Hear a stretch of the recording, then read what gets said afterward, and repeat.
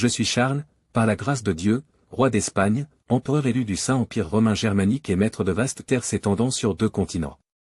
Mon histoire, de 1519 à 1521, est celle d'un jeune souverain qui, à seulement 19 ans, prit sur ses épaules le fardeau d'un empire immense et complexe.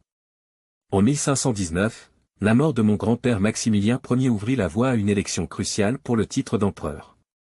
Bien que François Ier de France et Henri VIII d'Angleterre convoitaient également cette dignité, le soutien des princes électeurs allemands, acquis grâce aux largesses de mes conseillers et à mes promesses, me permit de succéder à mon grand-père. Ce 28 juin, je fus proclamé empereur élu à Francfort, adoptant le titre de Charles V, marquant ainsi un tournant dans l'histoire de l'Europe. J'étais désormais le dirigeant d'un empire où le soleil ne se couchait jamais, couvrant l'Espagne, les Pays-Bas, le Saint-Empire et les Amériques. Toutefois, ces honneurs s'accompagnaient de responsabilités écrasantes. Mon empire était fragmenté par des langues, des cultures et des intérêts divergents. Les querelles entre catholiques et protestants commençaient déjà à ébranler l'unité chrétienne. En Espagne, je faisais face à la révolte des communards, un soulèvement populaire contre ma politique centralisatrice et mes ministres flamands, perçus comme des étrangers. Ce fut une période de troubles intenses, mais je réprimai cette insurrection avec détermination en 1521, affirmant mon autorité sur mes royaumes ibériques. Dans le même temps, une menace extérieure majeure pesait sur l'Europe, l'expansion de l'Empire ottoman sous Soliman le Magnifique. J'étais bien conscient qu'une confrontation avec les forces turques deviendrait inévitable, mais pour l'instant, je devais stabiliser l'intérieur de mes territoires. Sur la scène européenne, mon rivalité avec François Ier dominait ma politique extérieure. Les tensions entre nos 2 couronnes culminèrent en 1521 avec le début de la guerre des 4 ans. La France envahit mes terres dans le nord de l'Italie, mais je ripostai avec force.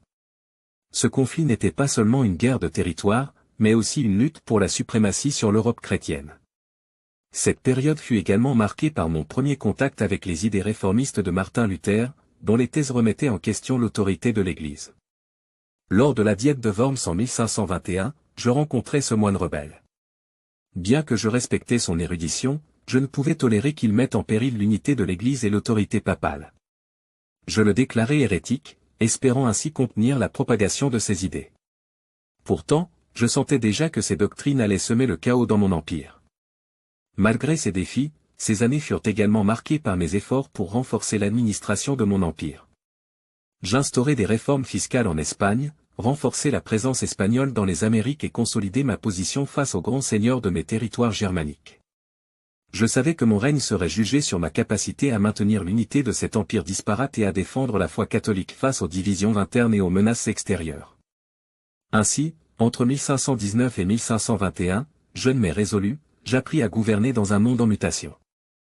Ces années jetèrent les bases d'un règne qui allait marquer profondément l'histoire de l'Europe et du monde.